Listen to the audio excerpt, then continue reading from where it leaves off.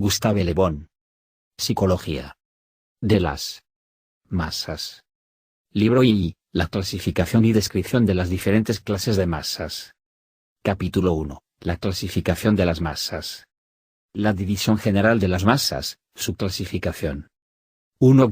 Masas heterogéneas.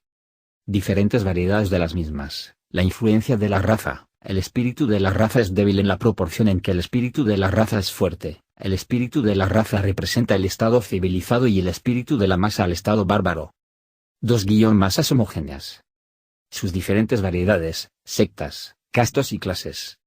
Hemos trazado en esta obra las características generales, comunes a las masas psicológicas. Nos resta indicar las características particulares que acompañan a las de orden general en las diferentes categorías de colectividades cuando éstas se transforman en una masa bajo la influencia de causas incitantes adecuadas.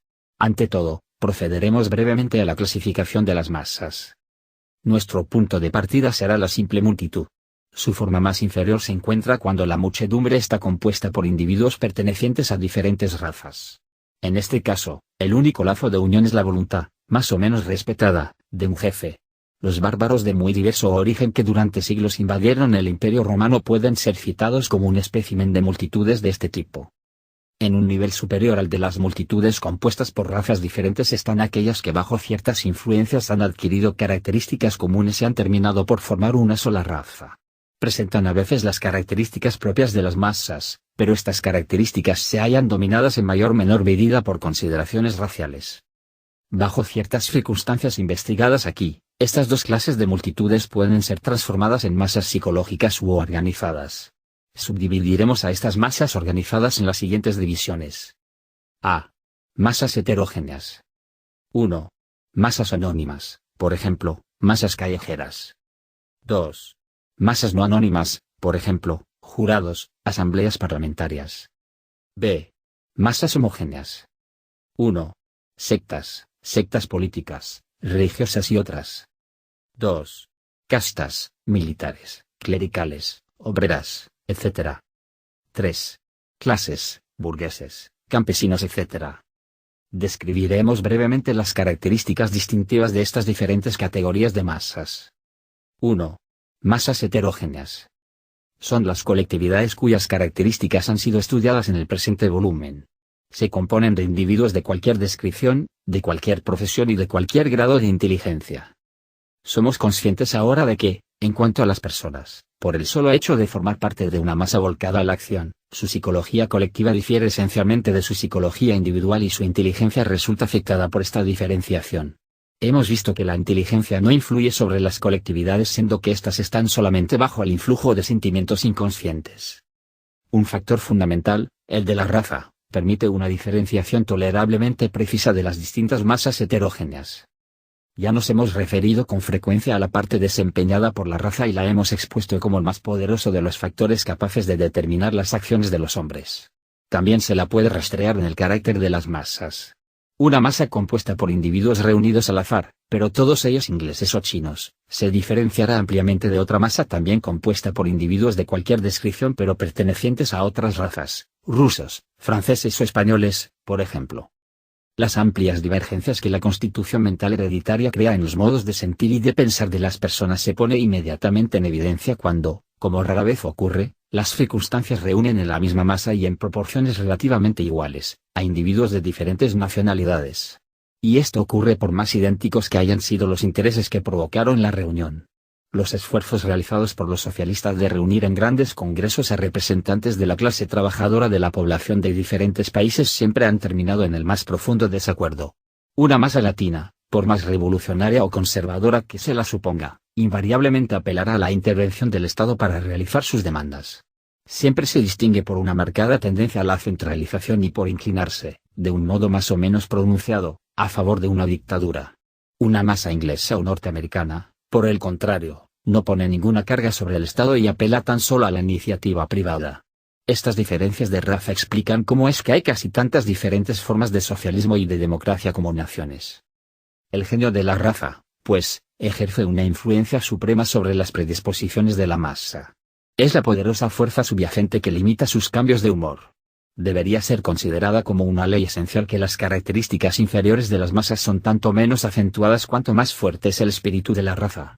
El estado de masas y la dominación de masas es equivalente al estado de barbarie o un retorno al mismo. Es por la adquisición de un espíritu sólidamente constituido que la raza se libera, en mayor o menor medida, del poder subyacente de las masas irracionales y emerge del estado de barbarie. La única clasificación importante a hacer en las masas heterogéneas, aparte de la basada en consideraciones raciales, es el de separarlas en masas anónimas, tales como masas callejeras, y masas no anónimas, asambleas deliberantes y jurados, por ejemplo. El sentido de responsabilidad, ausente de las masas de la primera categoría y desarrollada en las de la segunda, con frecuencia otorga una tendencia muy diferente a sus respectivas acciones. 2. Masas homogéneas. Las masas homogéneas incluyen 1- sectas, 2- castas, 3- clases. La secta representa el primer paso en el proceso de organización de masas homogéneas. Una secta incluye a individuos que difieren mucho en cuanto a su educación, sus profesiones y la clase social a la que pertenecen, pero que tienen un vínculo de conexión en sus creencias comunes. Ejemplos a citar serían sectas políticas y religiosas. La casta representa el más alto grado de organización del cual una masa es capaz. Mientras las sectas incluyen a individuos de muy diferentes profesiones, grados de educación y entornos sociales, vinculados entre sí por las creencias que afirman en común, la casta se compone de individuos de la misma profesión y, por lo tanto, de una educación similar y de un estatus social bastante igual. Ejemplos a citar serían las castas militares y sacerdotales. La clase está formada por individuos de diverso origen, vinculados entre sí, no por una comunidad de creencias como los miembros de una secta, ni por ocupaciones profesionales comunes como los de una casta, sino por ciertos intereses y ciertos hábitos de vida y educación casi idénticos. Los ejemplos son la clase media y la clase agrícola. Estando interesados en esta obra solamente en masas heterogéneas, y reservando el estudio de las masas homogéneas, sectas, castas y clases, para otro volumen, no insistiré aquí en las características de las masas de la segunda clase. Concluiré el estudio de las masas heterogéneas con el examen de unas pocas típicas y distintivas categorías de masas. Capítulo 2. Masas denominadas criminales. Masas denominadas criminales. Una masa puede ser legalmente pero no psicológicamente criminal. La absoluta inconsciencia de las acciones de las masas. Varios ejemplos: psicología de los autores de las masacres de septiembre, su razonamiento, su sensibilidad, su ferocidad y su moralidad. Debido al hecho que las masas, luego de un periodo de excitación, pasan a un estado puramente automático e inconsciente en el cual resultan guiadas por su gestión, parece difícil calificarlas en cualquier caso como criminales. Retengo esta calificación errónea solo porque ha sido definitivamente puesta de moda por investigaciones psicológicas recientes. Ciertos actos de las masas son seguramente criminales cuando se los considera meramente en sí mismos, pero criminales en todo caso de la misma forma en que lo es el acto de un tigre devorándose a un hindú después de haberle permitido a sus cachorros el despedazarlo por diversión. El motivo usual de los crímenes de las masas es una sugestión poderosa, y los individuos que participan de tales crímenes están después convencidos de que actuaron obedeciendo a su deber, algo que está lejos de ser el caso del criminal común. La historia de los crímenes cometidos por las masas ilustra lo que antecede. El asesinato de M. de Launay, el gobernador de la Bastilla, puede ser citado como un ejemplo típico.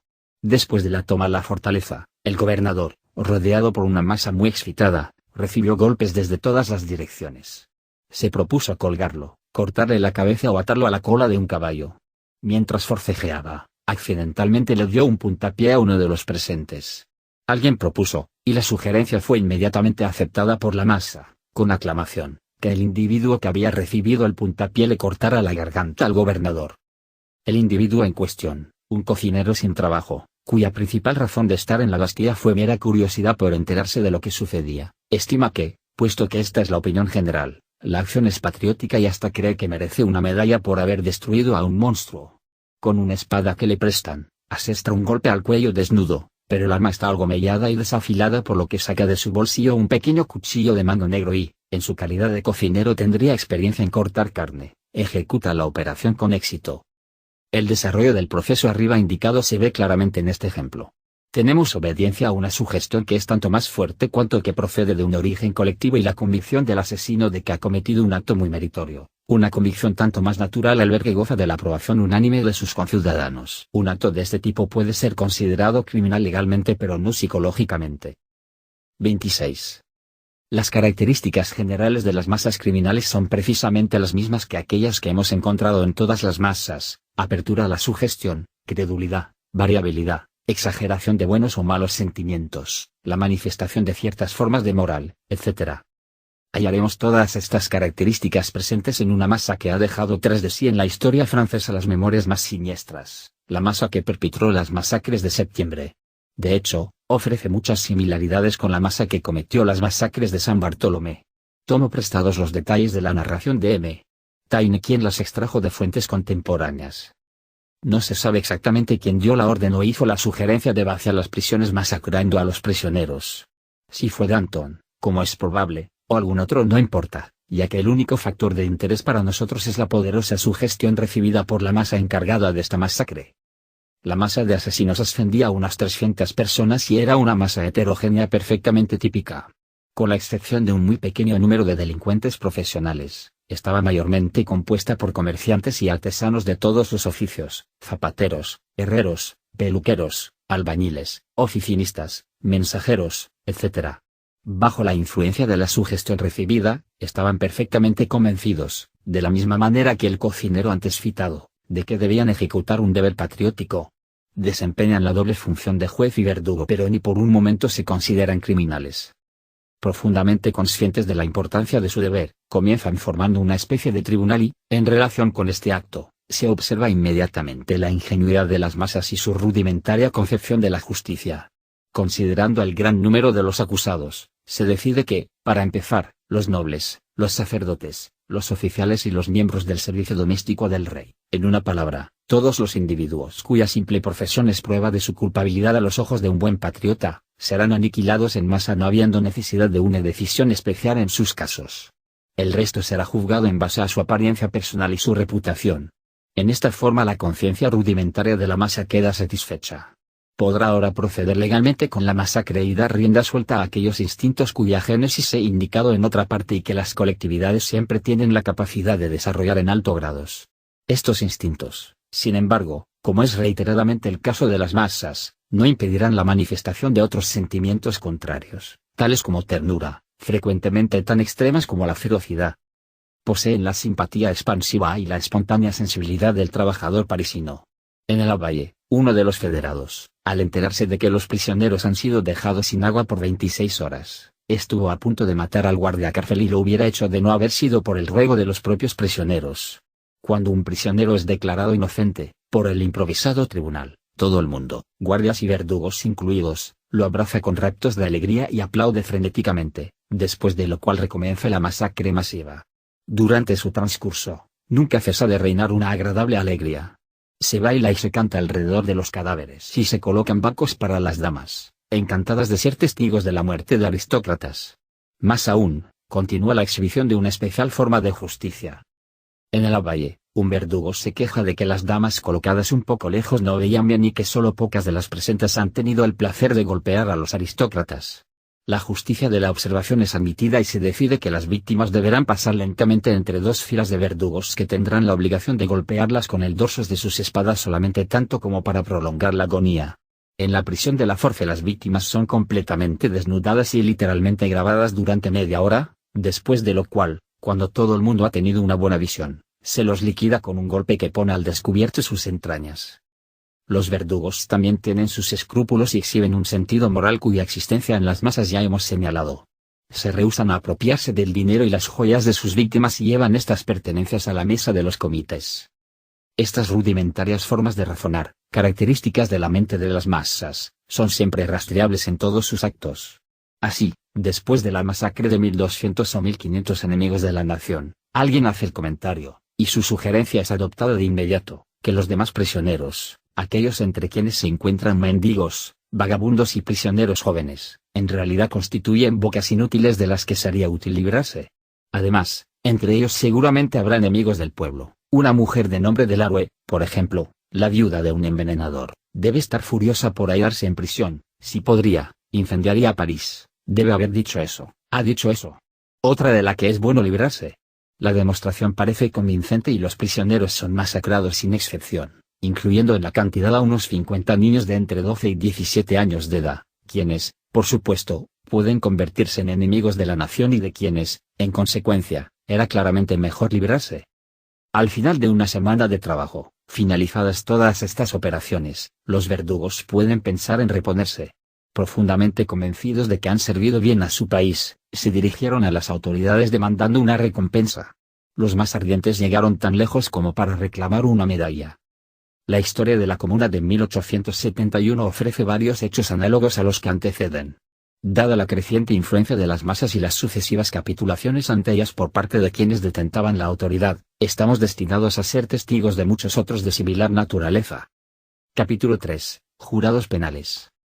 Jurados penales. Características generales de los jurados. Las estadísticas demuestran que sus decisiones son independientes de su composición, la forma en que se puede impresionar a los jurados, el estilo y la influencia de la argumentación, los métodos de persuasión, la naturaleza de los crímenes ante los cuales los jurados son indulgentes o severos respectivamente, la utilidad del jurado como institución y el peligro que resultaría de que su lugar fuese ocupado por magistrados. No pudiendo aquí estudiar cada categoría de jurados, examinaré tan solo la más importante, la de los jurados de la Corte de Asís. Estos jurados ofrecen un excelente ejemplo de la masa heterogénea que no es anónima. Hallaremos que demuestran tener sugestionabilidad y tan solo una leve capacidad de raciocinio, mientras que se hallan abiertas a la influencia de los líderes de masas, estando guiadas mayormente por sentimientos inconscientes. En el transcurso de esta investigación tendremos ocasión de observar algunos ejemplos interesantes de los errores que pueden ser cometidos por personas no familiarizadas con la psicología de las masas. Los jurados, en primer lugar, nos ofrecen un buen ejemplo de la escasa importancia que tiene el nivel mental de los diferentes elementos que componen una masa en lo concerniente a las decisiones que toman. Hemos visto que, cuando se convoca a una asamblea deliberativa para dar su opinión sobre una cuestión cuyo carácter no es enteramente técnico, la inteligencia no sirve de nada. Por ejemplo, una asamblea de científicos o de artistas, debido al mero hecho de formar una asamblea, no producirá, sobre asuntos generales, juicios sensiblemente diferentes de los que produciría una asamblea de albañiles o verduleros. Durante varios períodos, particularmente antes de 1848, la administración francesa instituyó una selección cuidadosa de las personas convocadas a formar un jurado, eligiendo a los jurados de entre las clases ilustradas, designando profesores, funcionarios, hombres de letras, etc. En la actualidad los jurados se reclutan en su mayor parte de entre pequeños comerciantes, pequeños capitalistas y empleados. Sin embargo, para gran asombro de los escritores especializados, las decisiones de los jurados han sido idénticas cualesquiera que fuese su composición. Incluso los magistrados, hostiles como son a la institución del jurado, han tenido que reconocer la exactitud de esta afirmación. M. Bérard Desglajeux, un expresidente de la Corte de Asís, se manifiesta sobre el asunto en sus memorias en los siguientes términos. La selección de las personas del jurado está actualmente en realidad en las manos de los consejeros municipales, quienes agregan personas a la lista o las eliminan de ella de acuerdo con las preocupaciones políticas y electorales inherentes a su situación. La mayoría de los jurados designados son personas dedicadas al comercio, pero también personas de menor importancia y empleados pertenecientes a ciertas ramas de la administración. Ambas profesiones no cuentan para nada una vez asumido el papel de juez. Muchos de los jurados tienen el ardor de los neófitos y los hombres de las mejores intenciones, al estar similarmente dispuestos en situaciones humildes, ha hecho que el espíritu del jurado no haya cambiado, sus veredictos han permanecido siendo los mismos. En el pasaje que acabamos de citar, hay que retener en la mente las conclusiones, que son correctas, y no las explicaciones, que son débiles. No debemos sorprendernos demasiado ante esta debilidad ya que, por regla, tanto consejeros como magistrados parecen ser igualmente ignorantes de la psicología de las masas y, consecuentemente, de la de los jurados. Encuentro una prueba de esta afirmación en un hecho relatado por el autor recientemente citado. Hace notar que Lachaud, uno de los más ilustres abogados de la Corte de Asís, hizo un sistemático uso de su derecho a objetar a todos los jurados inteligentes de la lista.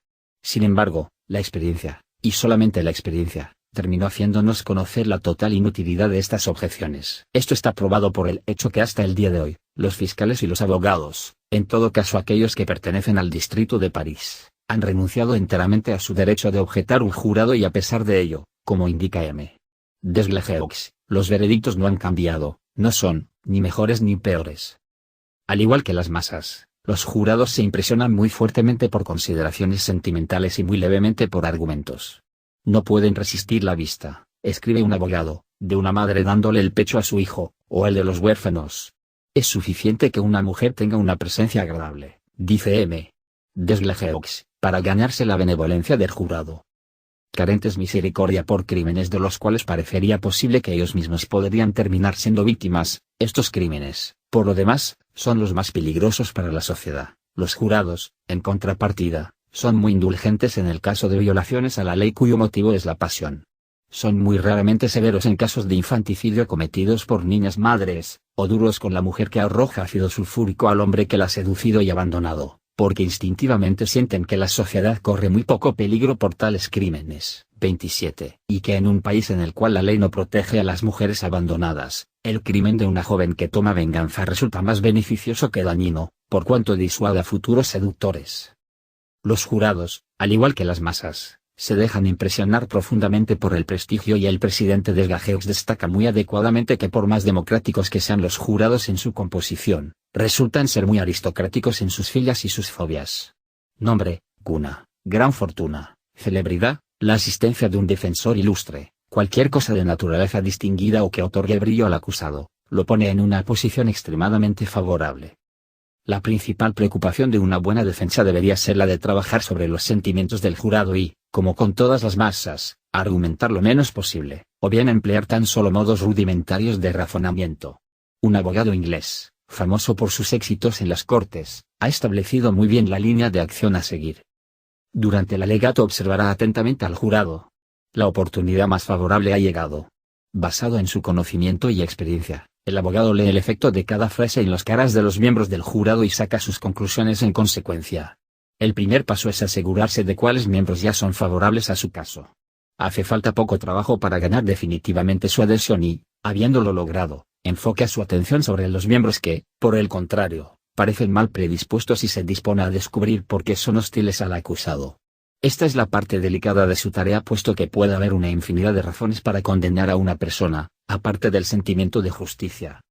Estas pocas líneas resumen todo el mecanismo del arte de la oratoria y vemos por qué el discurso preparado de antemano tiene un efecto tan escaso, siendo necesario poder modificar los términos empleados de un momento a otro, de acuerdo con la impresión producida. El orador no necesita convertir a su opinión a todos los miembros del jurado sino solamente a los espíritus lideradores del mismo quienes determinarán la opinión general. Como en todas las masas, también en los jurados hay un reducido número de individuos que sirven de guía al resto. He hallado por experiencia, dice el abogado antes citado, que una o dos personas enérgicas bastan para arrastrar el resto del jurado con ellas. Es a esos dos o tres que es necesario convencer por medio de hábiles sugestiones. Ante todo y por encima de todo es necesario agradarles. La persona que forma parte de una masa a la cual uno ha tenido éxito en agradar está a punto de ser convencida y está bastante dispuesta a aceptar como excelente cualquier argumento que se le ofrezca. Extraigo la siguiente anécdota de un interesante informe sobre M. Lachaud al que aludo más arriba. Es bien sabido que durante los discursos que pronunciaba en el transcurso de una sesión, Lachaud nunca perdía de vista a los dos o tres jurados de quienes sabía o presentía que eran influyentes pero obstinados. Por regla general tenía éxito en ganarse a estos jurados refractarios. En una ocasión, sin embargo, en las provincias, tuvo que vérselas con un hombre del jurado al cual le alegó en vano durante 3/4 de hora con sus más punzantes argumentos.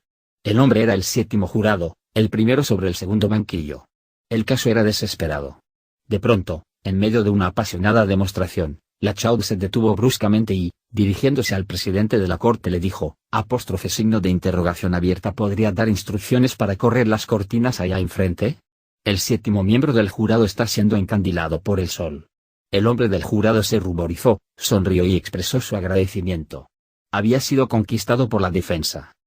Muchos escritores, algunos de ellos muy distinguidos, han iniciado recientemente una fuerte campaña en contra de la institución del jurado a pesar de que es la única protección de la cual disponemos contra los errores, realmente muy frecuentes, de una casta que no se halla bajo ningún control. 28. Una parte de estos escritores aboga por un jurado reclutado exclusivamente de entre las filas de las clases ilustradas, pero ya hemos probado que aún en este caso los veredictos serían idénticos a los producidos por el actual sistema.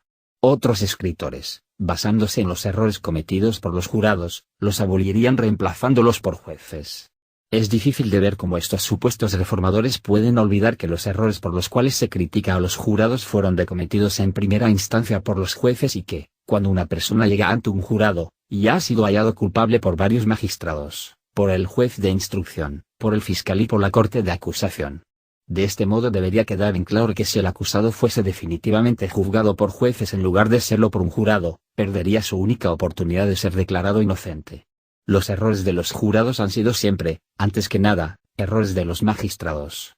Es solo a los magistrados, pues, a quienes se debería culpar cuando aparecen errores judiciales particularmente monstruosos como, por ejemplo, la reciente condena del Dr. L., quien, juzgado por un juez de instrucción de excesiva estupidez, sobre la base de la acusación de una joven semi-idiota quien acusó al doctor de haber cometido una operación ilegal sobre ella por 30 francos, hubiera sido enviado a la cárcel si no hubiese sido por la explosión de la indignación pública que tuvo por resultado el que fuese inmediatamente liberado por el jefe de Estado.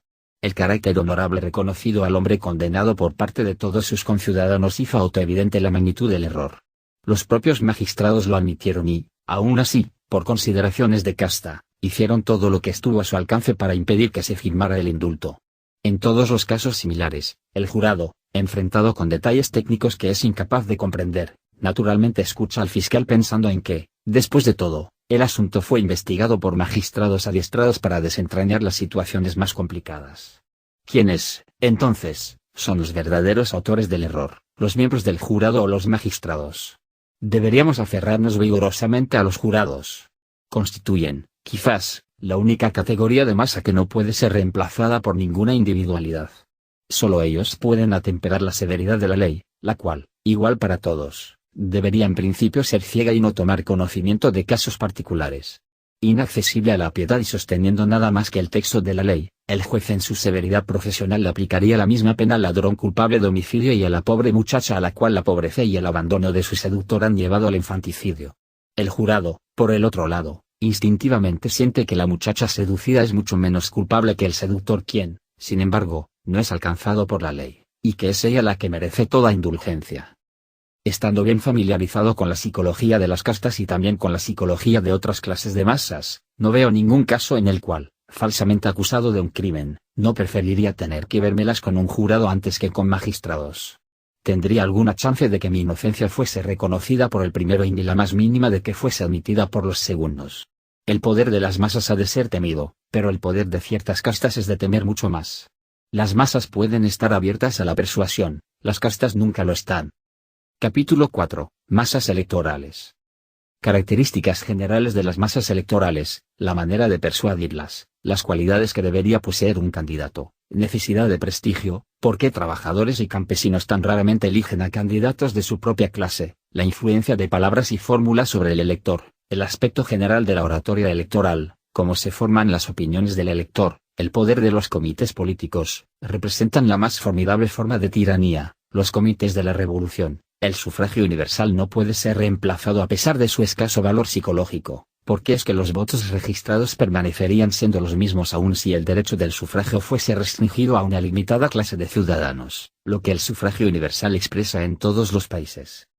Masas electorales, es decir, colectividades investidas del poder de elegir a los ejecutores de ciertas funciones, constituyen masas heterogéneas pero, como su acción queda confinada a una sola y claramente determinada cuestión y que consiste en optar entre diferentes candidatos, presentan solamente algunas de las características previamente descritas.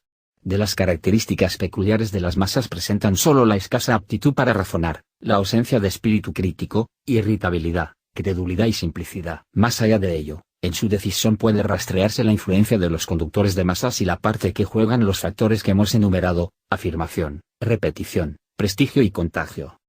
Examinemos los métodos por los cuales las masas electorales han de ser persuadidas. Será fácil deducir su psicología de los métodos que han sido más exitosos.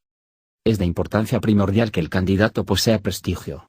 El prestigio personal solo puede ser reemplazado por el que resulta de la fortuna. Talento y hasta genialidad no son elementos exitosos seriamente importantes. Por el contrario, es de capital importancia la necesidad que el candidato tiene de poseer prestigio, esto es, de ser capaz de imponerse al electorado sin discusión. La razón por la cual los electores, de quienes la mayoría son obreros o campesinos, tan raramente eligen a un hombre de entre sus propias filas para representarlos es la de que una persona así no goza de prestigio entre ellos.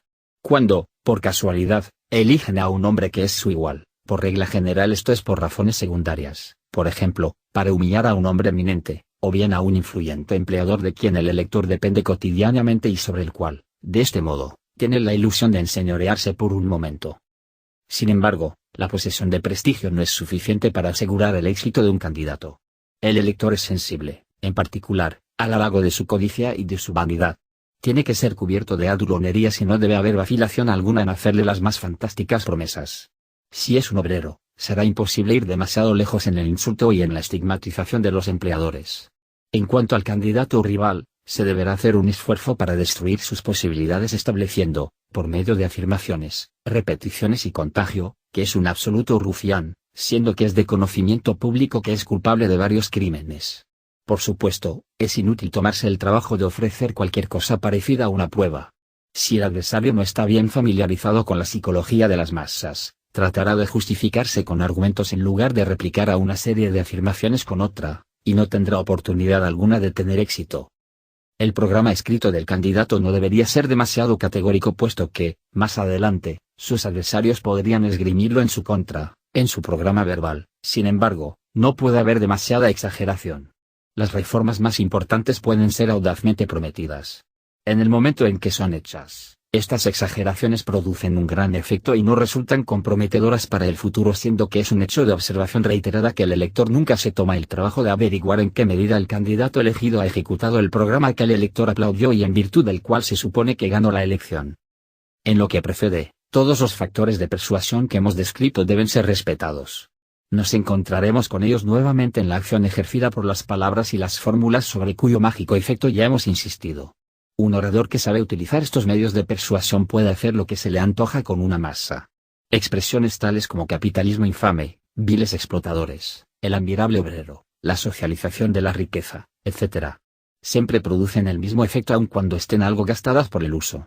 Pero el candidato que esgrime una nueva fórmula, tan carente como sea posible de un significado preciso e indicada, por consiguiente, para halagar a las más variadas aspiraciones, infaliblemente obtendrá éxito. La sanguinaria Revolución Española de 1873 se produjo por una de estas frases mágicas de significado complejo en la que cada uno puso su propia interpretación. Un escritor contemporáneo describió el lanzamiento de esa frase en términos que merecen ser citados. Los radicales hicieron el descubrimiento de que una república centralizada es una monarquía disfrazada y, para burlarse de ellos, las Cortes unánimemente proclamaron una república federal, a pesar de que ninguno de los votantes podría haber explicado qué era lo que había acabado de votar. Esta fórmula, sin embargo, encantó a todos. La alegría fue intoxicante, delirante. El reino de la virtud y de la felicidad acababa de ser instaurado sobre la tierra. Un republicano cuyo oponente le negaba el título de federalista se consideraba mortalmente insultado. Las personas se saludaban en la calle con las palabras signo de exclamación abierta viva la República Federal. Después de lo cual se cantaba en loas a la mística virtud de la ausencia de disciplina en el ejército y a la autonomía de los soldados. ¿Qué se entendió bajo República Federal? Hubo quienes dieron en entender que significaba la emancipación de las provincias, instituciones similares a las de los Estados Unidos, y la descentralización administrativa. Otros tenían a la vista la abolición de toda autoridad y el rápido comienzo de la gran liquidación social. Los socialistas de Barcelona y de Andalucía estaban por la soberanía absoluta de sus comunas. Propusieron endosarle a España 10.000 municipios independientes, legislar por cuenta propia y hacer que su creación fuese acompañada por la supresión de la policía y del ejército. En las provincias del sur pronto se vio a la insurrección extenderse de pueblo en pueblo y de villorrio en villorrio. Después de que un pueblucho había hecho su pronunciamiento, su primer preocupación consistió en destruir los cables telegráficos y las líneas de ferrocarril tanto como para destruir toda comunicación con sus vecinos y con Madrid. El caserío más lamentable estaba determinado a erguirse sobre su propio trasero. La federalización había dado lugar al cantonalismo, marcado por masacres, incendios, más toda clase de brutalidades, y sangrientas saturnalias se celebraron a lo largo y a lo ancho del país. En cuanto a la influencia que puede ser ejercida por el razonamiento sobre las mentes de los electores, el albergar la menor duda sobre este aspecto solo puede ser el resultado de no haber leído jamás los informes sobre un mitin electoral. En estas reuniones se intercambian afirmaciones, invectivas y a veces golpes, pero nunca argumentos.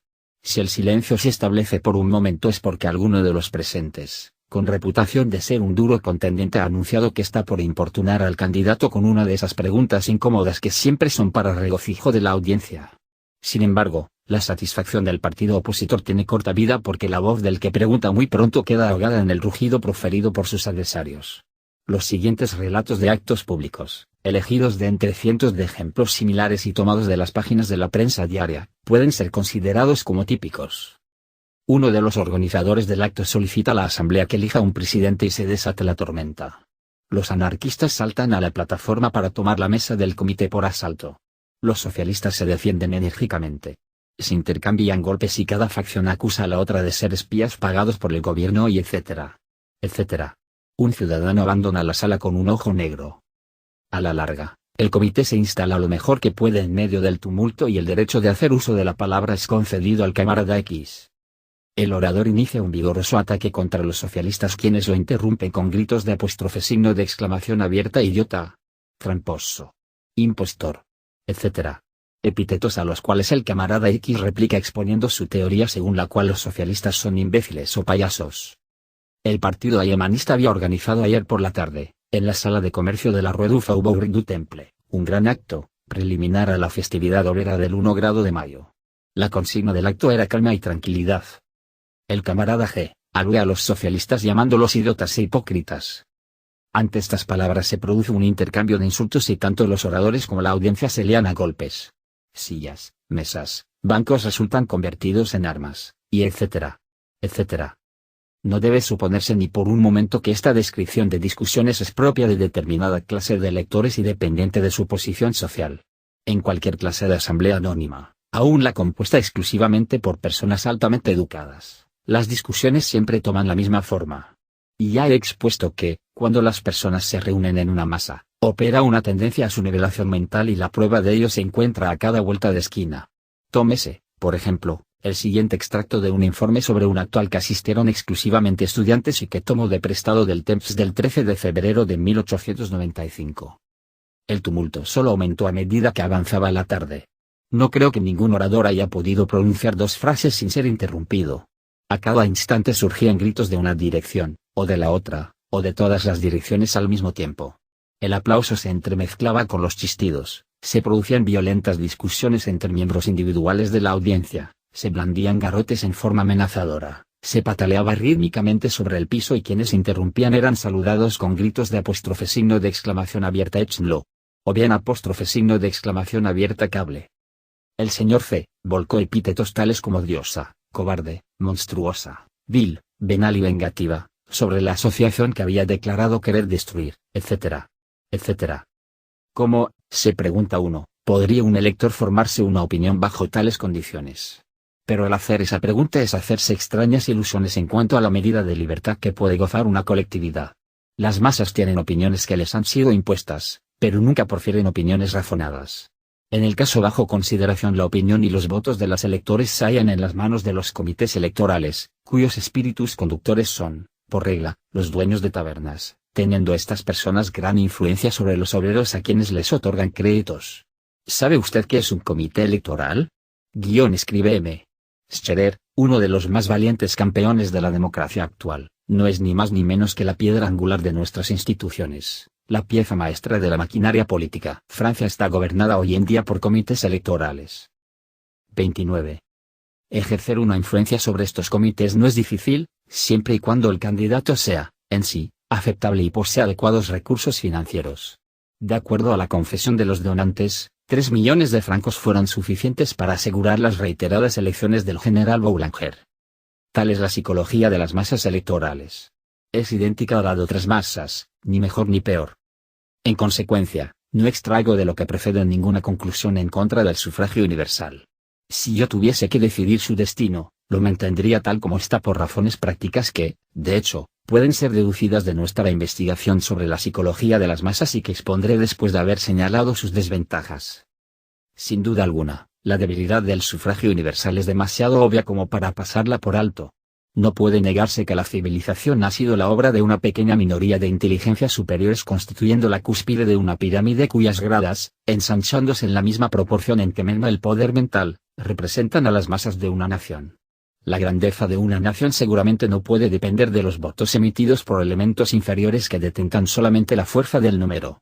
Indudable es, también, que los votos emitidos por las masas con frecuencia son muy peligrosos.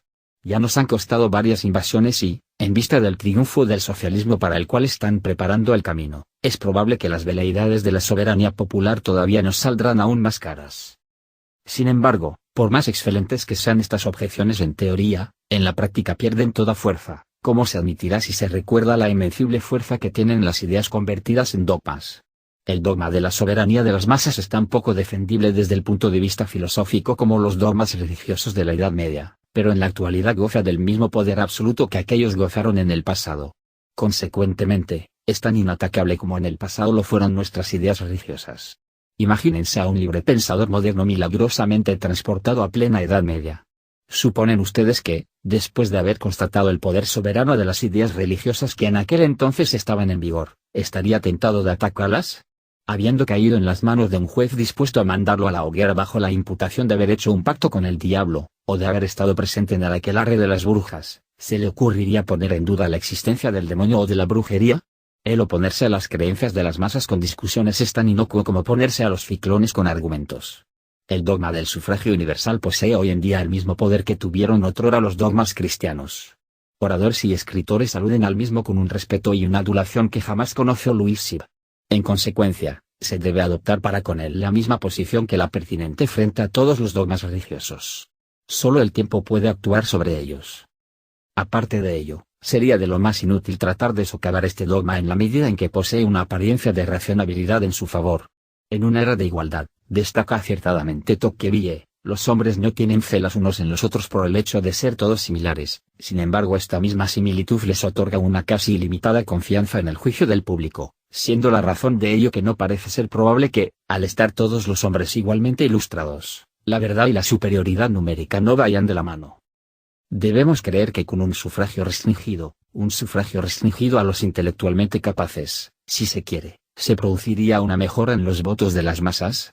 No puedo admitir ni por un momento que este sería el caso, y esto por las razones ya dadas en relación con la inferioridad mental de todas las colectividades, cualesquiera que sea su composición.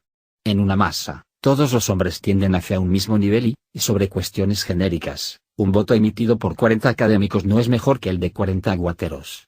No creo en lo más mínimo que los votos por los cuales se critica al sufragio universal, el restablecimiento del imperio, por ejemplo, hubiera tenido un resultado diferente si los votantes hubiesen sido reclutados de entre personas instruidas y liberalmente educadas. Por el hecho de que alguien sepa griego o matemáticas, sea un arquitecto, un veterinario, un doctor o un abogado, no necesariamente se haya dotado de una inteligencia superior en materia de cuestiones sociales. Todos nuestros economistas políticos están altamente educados, y aún así, ¿hay acaso una sola cuestión general, proteccionismo, bimetalismo etc., sobre la cual hayan conseguido ponerse de acuerdo? La explicación está en que su ciencia es solo una forma muy atenuada de nuestra ignorancia universal.